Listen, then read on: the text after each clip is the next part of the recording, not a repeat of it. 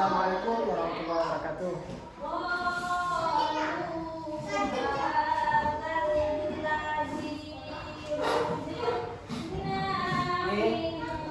Bagaimana kabarnya hari ini anak Bapak? Masya Allah, luar biasa ya. Tetap semangat.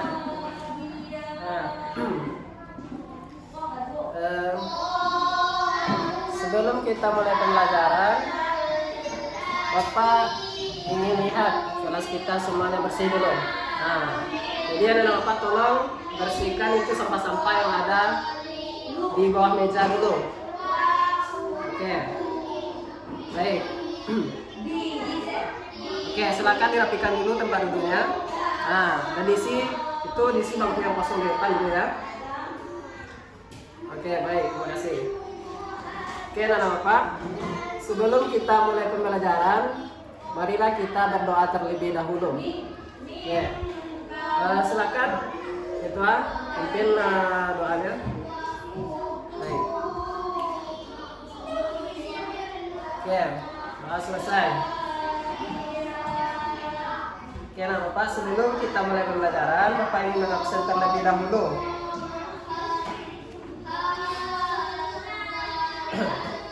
Oke,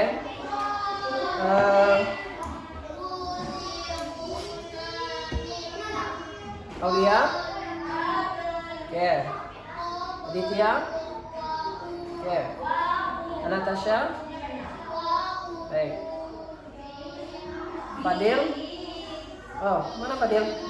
Izin, baik, Faras, oke. Oke, baik. Berarti satu orang yang tidak hadir ya. Baik, Pak. Pada kesempatan kali ini kita akan belajar mengenai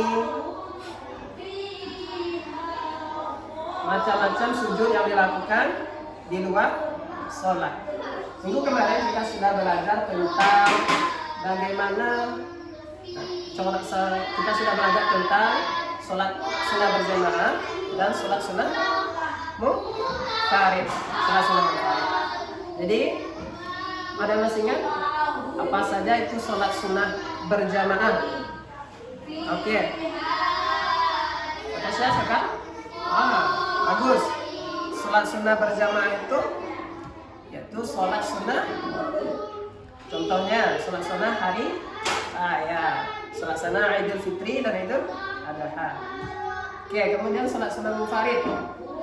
Sholat sunnah munfarid yaitu sholat sunnah, contohnya sholat sunnah ba'diyah dan qabliyah.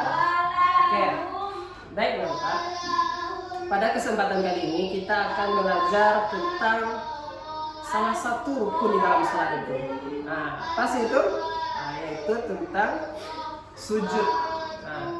Jadi kita pada kesempatan kali ini kita akan belajar tentang macam-macam sujud yang dilakukan di luar sholat. Oke, yang pertama sujud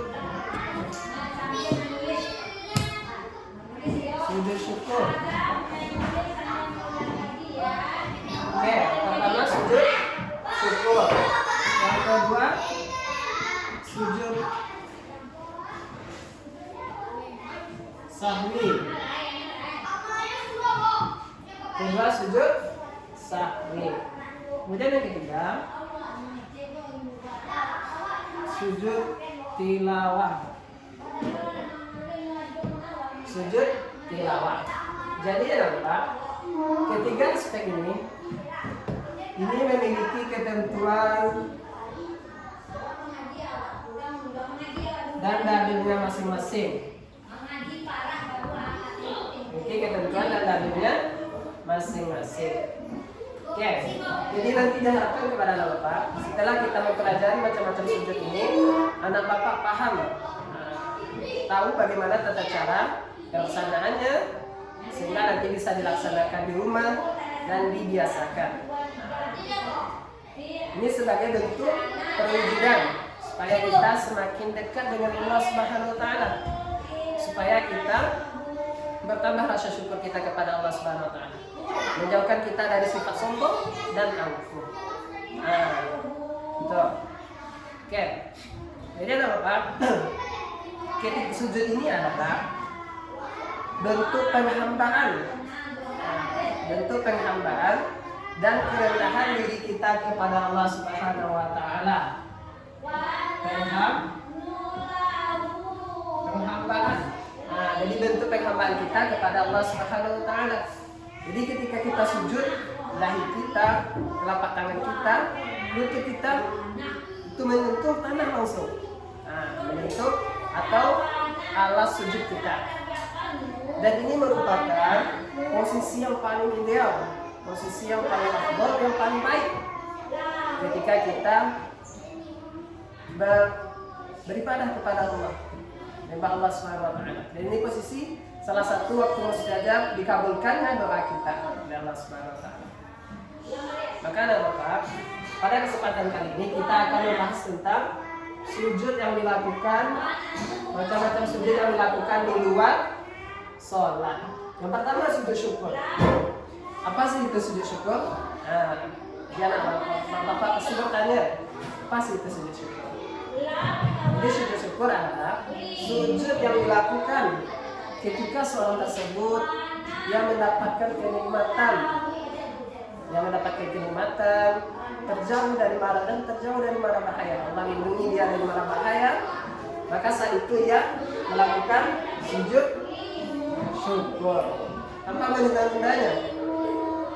Nah, ketika kita mendapatkan kenikmatan, itu kita biasanya mengucapkan dengan lisan kita alhamdulillah. Kan tetapi Rasulullah mengajarkan kepada kita cara untuk meluapkan rasa syukur kita, yakni dengan melakukan sujud syukur. Oke. Adapun landasan yang menjadi landasan kita melakukan sujud syukur ini adalah hadis diriwayatkan oleh Abu Bakar radhiyallahu anhu, bahasanya ketika Rasulullah SAW mendapatkan suatu kenikmatan, maka Rasulullah mendapatkan kabar gembira atau kabar suka, maka Rasulullah langsung bersujud bersyukur kepada Allah Subhanahu Wa Taala. Kemudian, apa sih sebab-sebab seorang tersebut melakukan sujud syukur? Yang pertama, orang tersebut mendapatkan kenikmatan dari Allah Subhanahu Wa Taala. Kemudian terjauh dari mara bahaya. Allah selamatkan dia dari mara bahaya. Maka saat itu juga dia langsung melakukan sujud syukur kepada Allah Subhanahu Wa Taala. Oke. Kemudian bagaimana sih tata cara pelaksanaan sujud syukur ini? Tata cara pelaksanaannya, yang pertama niat untuk sujud syukur kepada Allah Subhanahu Wa Taala. Kemudian dia melakukan sujud menghadap kiblat dan sujud dengan membaca tasbih subhanallah walhamdulillah wala ilaha illallah wallahu akbar wala haula wala quwwata illa billahil aliyyil azim.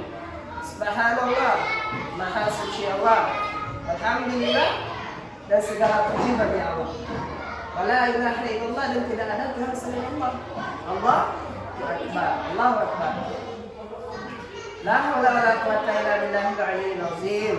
Dan tidak ada daya dan upaya melainkan atas izin Allah Subhanahu Wa Taala yang maha tinggi dan maha agung. Oke. Kemudian kita masuk pada pembahasan yang kedua, yakni sujud sahwi. Apa sih itu sujud sahwi? Yakni sujud sahwi ini adalah sujud yang dilakukan ketika seorang tersebut lupa dalam rakaat sholatnya. Maka ia sudah melaksanakan mengerjakan 3 atau 4, dia lupa. Maka ketika di akhir nanti, setelah tahiyat akhir, sujud 2 kali sebelum salam. Itu dinamakan dengan sujud sahwi. Jadi, landasan Nah, seorang tersebut melakukan sujud sahwi adalah hadis yang diriwayatkan oleh Abu Sa'id Al-Khudri radhiyallahu anhu, bahasanya ketika apabila salah seorang di antara kamu lupa atau ragu dalam rakaat sholatnya, maka ia telah mengerjakan 3 atau 4 rakaat, maka hendaklah ia melakukan sujud 2 kali setelah tahiyat akhir sebelum salam. Nah, kemudian apa? Bagaimana sih? Apa sih sebab-sebab seorang tersebut melakukan sujud sahwi? Nah, yang pertama, sebab seorang tersebut melakukan sujud sahwi ada 5. Nah, ada 5 ya. Yang pertama, lupa bilangan jumlah rakaat sholat atau rakaat sholat. Ya. Kemudian yang kedua, meninggalkan salah satu rukun sholat. Nah, yang ketiga, lupa tasyahud awal. Kemudian yang keempat, bertambah atau berkurangnya bilangan rakaat dalam sholat. Dan yang kelima, itu dia lupa membaca doa qunut. Nah, bagi siapa yang qunut, kemudian dia lupa, maka dia melakukan sujud sahwi. Sujud sahwi. Oke. Jadi telah kita ketahui tadi sebab-sebabnya. Kemudian bagaimana sih tata cara pelaksananya? Oke, tata cara pelaksananya. Yang pertama, ketika seorang tersebut sudah di akhir sholat, kemudian dia tadi lupa. Setelah dia membaca tahiyat akhir sebelum salam, kemudian dia sujud 2 kali. Sujud 2 kali. Pertama, sujud yang pertama, dia membaca tasbih subhanaman la yanamu wala yasbu. Maha suci Allah yang tidak tidur dan tidak pula lupa. Kemudian yang ketiga, dari cara sujud syukur ini, yaitu kemudian dia bangkit lagi dari sujudnya, duduk tiras, kemudian sujud lagi dengan membaca doa yang sama, kemudian duduk, baru salam. Nah, tuh.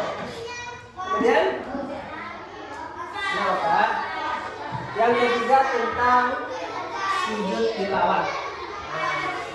Apa sih itu sujud tilawah? Jadi sujud tilawah adalah sujud yang dilakukan ketika seorang membaca Al-Quran, kemudian dia menemukan ayat-ayat sajadah di dalam Al-Quran, dan dia sujud. Dia sujud. Jadi di dalam Al-Quran, kemudian nanti dia sujud, baik itu ketika ia sedang sholat maupun di luar sholat. Baik itu ketika ia sedang membacanya, menghafalnya, maupun mengulang bacanya atau memurojaahnya. Kemudian, dalam Al-Quran itu sujud ayat-ayat sajadah ada 15. Salah satunya, yang sering kita dengar, sajadah ayat 15. Itu sering dibacakan oleh imam ketika subuh Jumat. Itu sering kita dengar. Kemudian apa sih sebab-sebab seorang tersebut melakukan sujud tilawah? Sujud tilawah ya. Jadi yang pertama, sebab seorang tersebut melakukan sujud tilawah adalah ketika ia membaca Quran, kemudian menemukan ayat-ayat sajadah. Maka syaratnya seorang tersebut melakukan sujud sajadah. Yang pertama syaratnya,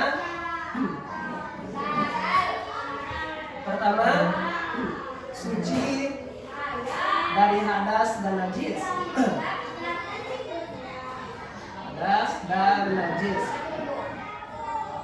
Suci dari hadas dan najis. kedua, menghadap kiblat. Ya. Menghadap kiblat. Dan yang ketiga, nah, jadi menghadap najis, kemudian menghadap kiblat. Kemudian yang ketiga, dua. Oke. Jadi itu syaratnya. Kemudian rukunnya, yang pertama, ya niat, niat untuk melakukan sujud tilawah. Kemudian ketika bagaimana cara pelaksananya? Ketika di luar sholat, ketika ia mendengar bacaan ayat-ayat sejadah, maka ia segera sujud.